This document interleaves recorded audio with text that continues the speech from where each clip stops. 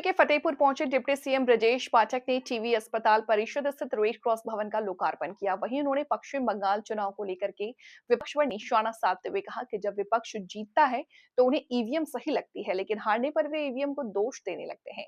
उन्होंने इन आरोपों को केवल अपनी हार छिपाने का एक बहाना करार दिया। इसके साथ ही उन्होंने स्पष्ट किया कि पंचायत चुनाव अपने निर्धारित समय पर ही होंगे और सरकार इसके लिए पूरी तरह तैयार है। साथ ही कोर्ट में लंबित मामलों का भी जल्द समाधान हो जाएगा। वहीं उन्होंने महिला आरक्षण बिल पर पूछे गए सवाल पर कहा कि महिला आरक्षण बिल 16, 17, 18 को आएगा और पूरा फतेहपुर जनपद की बहनें निकल पड़ी हैं सड़क पर और मोदी जी का आशीर्वाद दें, और मोदी जी का आशीर्वाद मिला तो हमारी बहन बेटियां पार्लियामेंट में बैठेंगी और विधानसभा में बैठेंगी।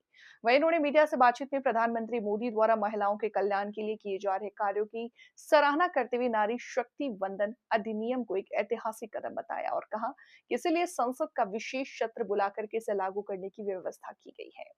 डिप्टी सीएम ब्रजेश पाठक ने विपक्षी दलों विशेषकर समाजवादी पार्टी और कांग्रेस पर निशाना साधते हुए आरोप लगाए कि ये दल हमेशा से महिलाओं की प्रगति में बाधा बनते रहे हैं, जबकि भाजपा उन्हें उचित प्रतिनिधित्व देने के लिए प्रतिबद्ध है।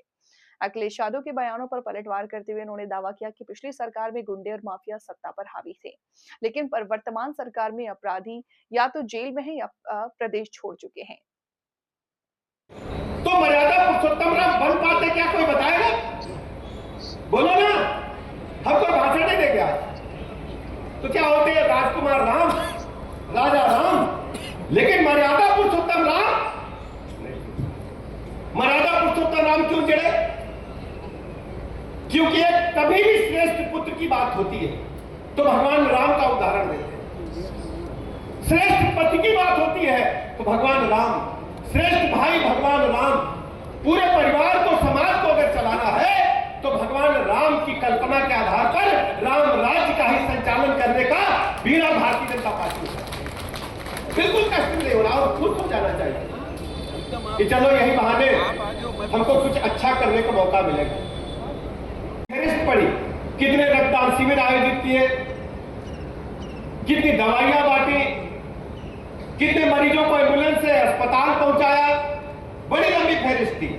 और सबसे बड़ा काम ये जो भवन बनकर के तैयार है, ये भवन कोई सुख सुविधा के लिए नहीं है। यहां बैठ करके पीड़ितों वंचितों की सेवा करने का काम होगा। मैं रेड क्रॉस सोसाइटी के सभी पदाधिकारियों का, सदस्यों का बहुत बहुत आभार प्रकट करता हूं। अनुराग जी अभी कुछ बरस पहले सामाजिक जीवन में आए थे पहले भी, लेकिन अब रजिस्टर्ड हो गए हैं। यही बात है ना? और उनको ये नहीं पता रजिस्ट्रेशन होने के बाद कितनी दुश्वारियां झेलनी पड़ती। भगवान राम को वनवास किसने दिया था? कोई बताएगा? कौन दिया था? अरे दिया किसने था? अरे उनकी अम्मा ने। किसने दिया था? भाई उनकी माता जी ने दिया था। मैं बहुत बहुत आभार प्रकट करता हूं, अभिनंदन करता हूं, शुभकामनाएं देता हूं। आप सब जानते हैं रेड क्रॉस कोई साधारण संस्था नहीं। प्रथम विश्व युद्ध में जो घायल थे, जो बंदी थे, जो पीड़ित थे, उनकी सेवा के लिए मात्र कुछ लोगों ने, 5-7 लोगों ने एक बड़े संगठन का जो सोच रखा था, वो दुनिया का सबसे बड़ा स्वयंसेवी संगठन बना। अभी आदरणीय शाही साहब बता रहे थे, महामहिम राष्ट्रपति महोदय इसके अध्यक्ष होती है, प्रदेशों में महामहिम राज्यपाल महोदय अध्यक्ष होते हैं और पूरी तरह से चुनी हुई इकाई है। पीड़ितों की सेवा करना, वंचितों की सेवा करना, आपदा में सेवा करना, घायलों की मदद करना रेड क्रॉस सोसाइटी से जुड़े लोगों का मुख्य उद्देश्य होता है।